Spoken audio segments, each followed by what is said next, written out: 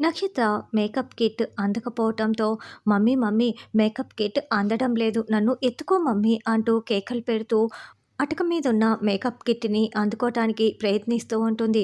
అప్పుడే అటుగా వెళ్తున్న చెర్రీ వచ్చి నక్షత్రని ఎత్తుకుంటాడు. అప్పుడు నక్షత్ర ఆ మేకప్ కిట్ పట్టుకొని ఎత్తుకున్న చెర్రీని చూసేసి, రే నువ్వు ఆ చెర్రీగా, నేను మా మమ్మీని పిలిస్తే నువ్వు వచ్చి ఎత్తుకున్నావేంటి, ముందు నన్ను వదిలేరా అని నక్షత్ర అరవటంతో చెర్రీ ఒక్కసారిగా వదిలేస్తాడు. దాంతో నక్షత్ర నడుం విరిగిపోతుంది. అయ్యో మమ్మీ, నా నడుం విరిగిపోయింది మమ్మీ అని నక్షత్ర కేకలు పెట్టడంతో గోరింటాకు అపూర్వ పరుగులు పెడుతూ వస్తారు. ఏమైంది బేబీ, ఏమైందని అపూర్వ అడుగుతూ ఉంటే, ఇంకా నీకు అర్థం కావటం లేదా అపూర్వ, మన మేక పిల్లల నక్షత్రం ఉంటే ఈ చెర్రీగాడు ఏదో చేయటానికి మీదికి వచ్చాడు, అప్పుడు ఇలా జరిగింది అని గోరెంటాకు చెప్తుంటే, హేచి నోర్ముయ్ అని లేకి దానిలా ఆ లేకి మాటలేంటి, నేను మమ్మీని ఎత్తుకోమంటే వీడొచ్చి నన్ను ఎత్తుకున్నాడు అని నక్షత్ర చెప్తుంది.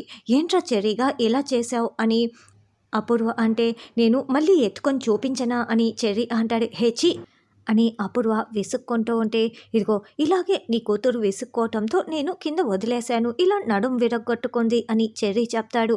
మమ్మీ నాకు నొప్పితో భరించలేకపోతూ ఉంటే, ఏంటి మమ్మీ మీ మాటలని నక్షత్ర అంటుంది. వెంటనే హాస్పిటల్కి బయలుదేరి వస్తూ ఉంటారు. తర్వాత భూమి వంట చేస్తూ ఉంటే హాస్పిటల్ నుండి శారద ఫోన్ కాల్ చేస్తుంది. అమ్మ భూమి ఇంకా భోజనం అని అడుగుతూ ఉంటే, అత్తయ్య నేను సరైన సమయానికి భోజనంతో అక్కడికి వస్తాను కదా, మీరేమీ కంగారు పడకండి అత్తయ్య అని భూమి అంటుంది. అది కాదమ్మా భూమి, మేము కూడా రెస్టారెంట్లో ఉన్నామన్న విషయం గగన్కి ఏమైనా డౌట్ వచ్చిందా అని శారద అడుగుతూ ఉంటే, లేదత్తయ్య అలాంటిది ఏమైనా ఉంటే నేను చెప్తాను కదా, మీరెందుకు టెన్షన్ పడుతున్నారు అని భూమి మాట్లాడుతూ ఉంటే, సరిగ్గా అప్పుడే గగన్ అటుగా వెళ్తూ భూమి ఏం మాట్లాడుతోందా అని అక్కడి నుంచి వింటూ ఉంటాడు.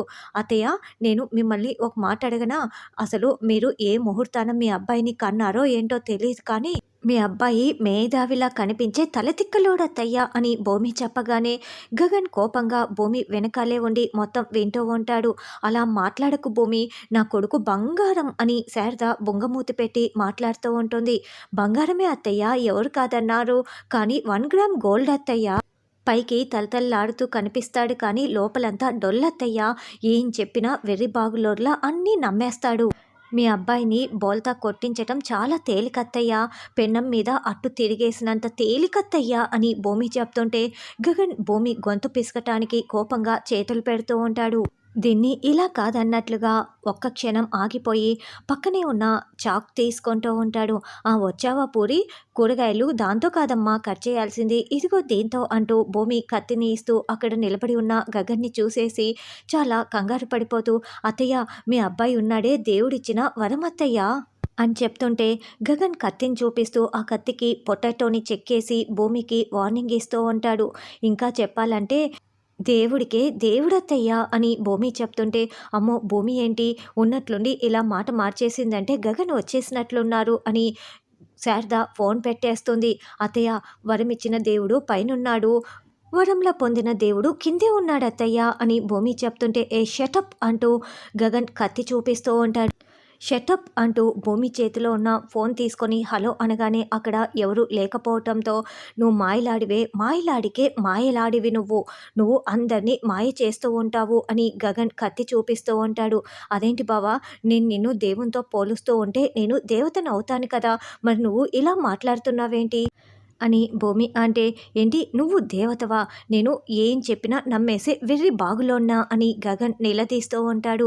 అంటే అప్పటి నుంచి మా లేడీస్ మాట్లాడుకునే మాటల్ని నువ్వు వింటున్నావా బావా, అప్పటి నుంచి నువ్వు ఇక్కడే ఉన్నావా, అయినా ఇది తప్పు కదా బావా, మా ఆడవాళ్ళు మేము ఎన్నో మాట్లాడుకుంటూ ఉంటాము, చాలా పెద్ద తప్పు బావా అని భూమి అంటుంటే, ఏయ్ ముందు నువ్వు రెస్టారెంట్లో ఏం మాయ చేశావు అది చెప్తావా లేదా అంటూ కత్తిని భూమి పీకపై పెట్టి, ఏం మాయ చేశావో చెప్తావా లేదా అని నిలదీస్తూ ఉంటే, రెస్టారెంట్లో మాయలు మంత్రాలు ఎందుకు చేస్తారు బావా, ఆకలేస్తే తినేసి వస్తారు అని కత్తిని తీస్తూ ఉంటుంది. ఏయ్ ఈరోజు నేను నిన్ను వదిలిపెట్టను, నువ్వు నన్ను కావాలనే రెస్టారెంట్లో వాష్రూమ్లో గడియ పెట్టేసి వెళ్ళిపోయావు, అక్కడ ఏం చేశావు చెప్తావా లేదా అని గగన్ నిలదీస్తూ భూమి చేతిని మెలిపెట్టి తిప్పేసి భూమి వెనకాల నిల్చొని భూమిని తన గుడ్డలకి హత్తుకుంటూ నిలదీస్తూ ఉంటాడు. ఇక భూమి అయితే మురిసిపోతూ, బావా చెయ్యి బాగా నొప్పెడుతోంది బావా, అయినా కూడా భర్తని ఎక్కడైనా వాష్రూమ్లో బంధిస్తారా బావా, నువ్వు నా భర్తవి బావా, ప్రేమగా చూసుకుంటాను అని భూమి అంటే, లేదు నువ్వే నన్ను వాష్‌రూమ్‌లో లాక్ చేశావని అక్కడ ఉన్న అబ్బాయి కూడా నాతో చెప్పాడు. మర్యాదగా నిజం చెప్తావా లేదా? ఏం మాయ చేశావు? అని గగన్ నిలదీస్తూ ఉంటే, ఓహ్! నీకు ఆ విషయం కూడా నిజం తెలిసిపోయిందా బావా? నిజం తెలిసిపోయిన తర్వాత నేను చెప్పేస్తానులే బావా అని భూమి చాలా సిగ్గుపడుతూ గగన్‌ని టచ్ చేస్తూ మీదికి వస్తూ, అవును బావ, నేను కావాలనే సాంబార్ పోశాను. నేను 2 ప్లేట్ల ఇడ్లీ తింటుంటే 2 ప్లేట్లా అని నువ్వు చాలా షాకింగ్‌గా అడిగావు కదా! అంతేకాదు నేను ఇంకో 2 ప్లేటు పూరి తినాలనుకున్నాను. నువ్వు నన్ను చూసి దిష్టి పెడతావని చెప్పి మళ్ళీ ఏమంటావో అని నేను నిన్ను అలా కావాలనే సాంబార్ పోసి వాష్‌రూమ్‌లో బంధించేశాను బావ అని భూమి అంటే, లేదు ఇది ఇంకొక అబద్ధం అని గగన్ అంటాడు. ప్రేమ ఉన్న చోట నమ్మకం ఉండాలి బావ, నేను నిజమే చెప్తున్నాను నమ్మవా బావ అని భూమి కావాలనే గగన్‌ని చక్కలిగింతలు పెడుతూ గిల్లుతూ ఉంటుంది. ఏ నువ్వు అబద్ధం చెప్తున్నావు అని గగన్ అంటుంటే, లేదు బావ నిజమే బావ అంటూ భూమి మరి గగన్ మీదికి వస్తూ ఉండటంతో గగనే పరుగులు పెట్టి వెళ్ళిపోతాడు. నిజంగానే నువ్వు నా వెర్రి బాగుల బంగారం బావ అని భూమి అనుకుంటూ ఉంటుంది. శారద కేపీ డాక్టర్తో చెక్ చేయించుకుంటూ ఉంటే అపూర్వ నక్షత్ర ఆ గది బయటే వెయిట్ చేస్తూ ఉంటారు.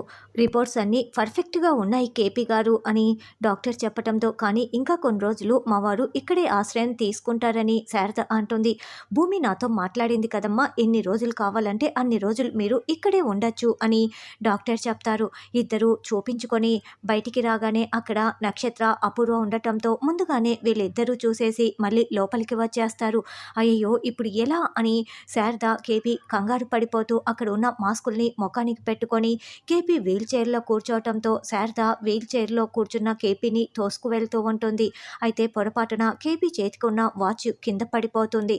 అలా అపూర్వ నక్షత్ర కంటపడకుండా శారద, కేపీ తప్పించుకొని గదిలోకి వచ్చేస్తారు. తర్వాత వీళ్ళు లోపలికి వెళ్ళగానే అక్కడ అపూర్వ కేపీ వాచ్‌ని చూసేసి, ఇది మీరా కేపీల యానివర్సరీకి నేను బావ కలిసి గిఫ్ట్‌గా ఇచ్చిన వాచ్ కదా!